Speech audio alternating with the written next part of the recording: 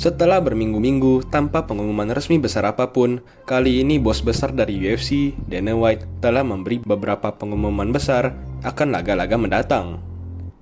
Pengumuman yang diberikan mencakup laga-laga yang bakal dihadirkan dalam UFC 314 dan UFC 315, di mana banyak nama-nama besar serta pengumuman penting yang harus disimak, karena dapat dibilang berita yang kali ini cukup mengejutkan. Jadi selamat kembali ke channel Fight Indo, dan dalam video War Journal kali ini kita bakal bahas semuanya satu persatu agar kalian kagak ketinggalan berita terbaru dari dunia tarung.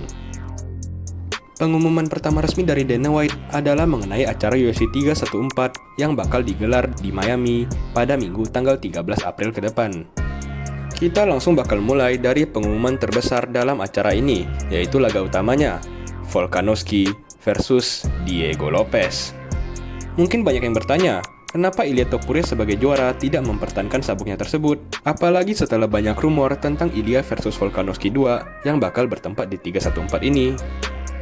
Jadi alasannya sendiri adalah karena Topuria memutuskan secara resmi untuk pindah ke divisi lightweight.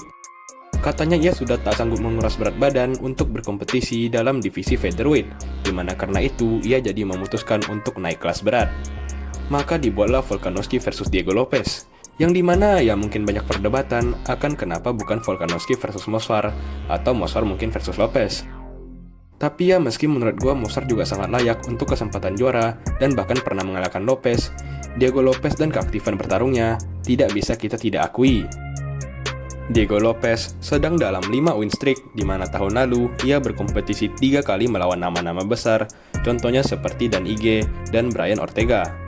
Untuk kenapa Volkanovski yang dipilih, gue yakin gak perlu penjelasan lain, karena selain merupakan mantan juara yang sangat hebat dan dicintai, ia juga merupakan nama besar yang dapat menarik perhatian para orang untuk menonton acara 314 ini. Selain itu juga ada acara komen antara salah satu petarung favorit pribadi gue, Michael Chandler, versus fans Liverpool FC, Paddy Pimblett. Chandler sekarang sedang dalam 2 lose streak, sedangkan Pimblett berhasil memenangkan semua 6 pertandingannya dalam UFC sampai sekarang ini. Dan yang terakhir gue bakal bahas untuk 314 ada laga Patricio Pitbull versus Yair Rodriguez. Pitbull merupakan petarung asal Brazil yang merupakan salah satu petarung terhebat yang sebelum ini belum pernah berkompetisi dalam UFC. Ia sebelumnya kebanyakan bertanding di Bellator, namun karena beberapa permasalahan, ia memutuskan untuk pindah ke UFC. Sedangkan Yair Rodriguez tentu merupakan mantan juara interim divisi featherweight yang terkenal karena gaya bertarungnya yang enak dilihat. Selain itu ada tukang KO asal Brazil, Carlos Prates versus veteran UFC, Geoff Neal, dan orang yang diklaim harusnya menang melawan Jon Jones, Dominic Reyes versus Nikita Krylov. Sekarang kita lanjut ke UFC 315 di Kanada pada hari Minggu tanggal 11 Mei nanti, di mana sekali lagi kita semua dikejutkan dengan pengumuman Belal Muhammad versus petarung asal Australia, Jack Della Maddalena. Sekali lagi, mungkin kalian bertanya, kenapa bukan Shavkat?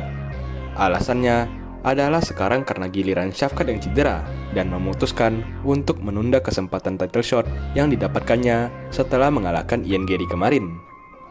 Oleh karena itu, Jack Della Maddalena yang digadang-gadang sebagai salah satu boxer terbaik dalam UFC dipindah dari laganya melawan Leon Edwards dalam UFC London untuk melawan Belal Muhammad pada 315.